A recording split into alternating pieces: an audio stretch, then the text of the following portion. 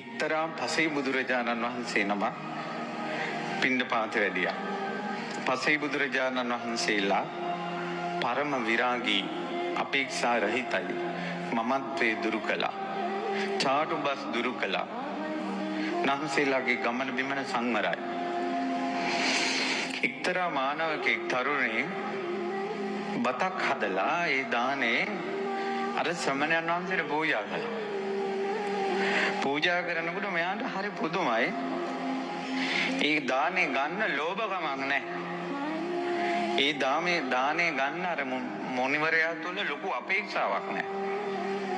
පිණ්ඩපාතේ වඩින බව හැබෑව. ගමනේ ඉරියව්වකවත් මමත්වය නැහැ. තමා තුල නැති අපූර්ව සංසිඳියාවක් මේ මුනිවරයා තුල තියෙනවා කියලා දැක්කා. ඒ දානේ පූජා කරලා හිතුණා මටත් මේ වගේ ඉන්න නැත්තම් කිසිම මමත්වයක් නැතුව ඇල්ලින්නේ ගැලෙන්නේ නැතුව පුරසාරන් නැතුව පූජානන් නැතුව මටත් ඉන්න නැත්තම් කැමැත්තක් ඉපදුණා. ඊට පස්සේ හිතුණා මේ වගේ මුනිවරු මට ඇසුරු කරන්න නැත්තම් කැමැත්තක් ඉපදුණා. එච්චරයි. ඒ තරුණයා අපගේ ගෞතම බුද්ධ ශාසනයේ පැවිදිව අරහත්ත්වයට පත් වුණා. එදා බුදුරජාණන් වහන්සේ මහා සංඝයාට දහම් දේශන මොහොතයි. එතන වැඩ හිටපු සියලුම ස්වාමීන් වහන්සේලා රහතන් වහන්සේලා. ඒ රහතන් වහන්සේලා මැද අර අපි කතා කරපු තරුණයා ඉන්නවා.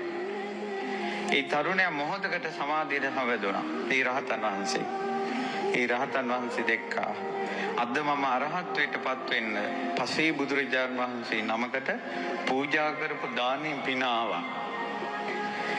උන්වහන්සේගේ අරහත් ඥාණයෙන් බැලුවා තමන් ඇසුරේ ඉන්න අය. ඇසුරේ ඉන්න ඔක්කොම රහතන් වහන්සේලා.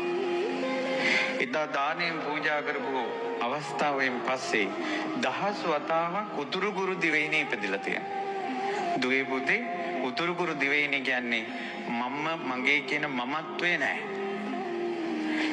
උතුරු ගුරු දිවයිනේ කියලා දිවයිනක් තියෙනවා. වෛශ්‍රවණ දිවි රාජාගේ රාජධානිය. දැන් ඔයාලා මේ මගේ කාමරේ, මගේ පෑන, මගේ පොත, මගේ සපත්තු දෙක, මගේ ෆෝන් එක කියලා මගේ අම්මා, මගේ තාත්තා කිය තියෙනවනේ. ඒ දිවයිනේ මගේ කියන වචනේවත් නැති තරම්. මගේ කියන හැඟීම නැහැ. අර දානයන් පූජා කළා. මටත් මේ විදියට ඉන්න නැත්තම් කියලා හිතපු සිටිවිල්ලෙන් මමත්වයේ නැතුව දහස් වතාවක් ඉපදුණා.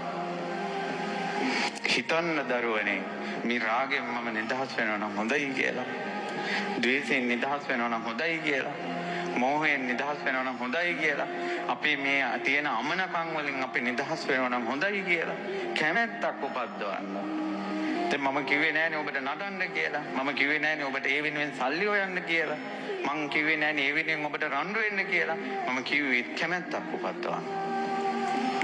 ඒ රහතන් වහන්සේ කියා සිටිනවා මම එදා හිතුවා මෙවැනි මුනිවරුන්ගේ ඇසුර මට ලැබෙනවා නම් හොඳයි කියලා.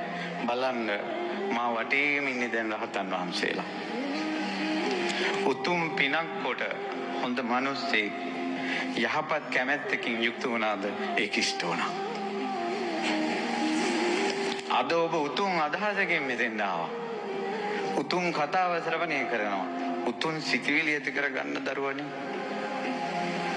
උතුම් සිතිවිලි ඇති කරගන්න. මමත් මේකෙන් නිදහස් වෙනවා නම් කියලා. කොයි තරම්නම් කරදර බාධා එක අපේ ජීවිතේ ගෙවෙනවද?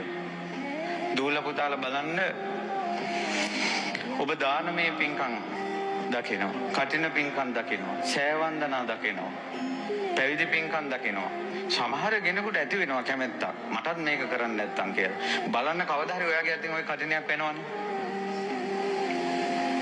හිතපු නිසා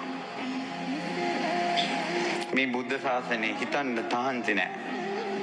හිතන්න හොඳ දේවල්. මේක හැබැයි මෙහෙම හිතන්න ඕන. ඒ අරමුණ කරා අපිට යද්දී මේ අපේ තියෙන අවුල් ටික විසඳා ගනිද්දී අපිට ඕන හොඳ සපෝට් එකක්. බාහිරින් ලොකු ශක්තියක් ඕන. තනියම මේක කරගන්න බෑ. ආන්නේ ඒකට තමයි අපිට සරණක් ඕන. ඒකට තමයි තිසරණය කියලා කියන්නේ. තිසරණය කියලා කියන්නේ තමන්ගේ රාගය දුරු කරගන්න බුදුරජාණන් වහන්සේගෙන් ධර්මයෙන් රහතන් වහන්සේලාගෙන් ගන්න උදව්ව. ඒකට තමයි සරණ යනවා කියන්නේ.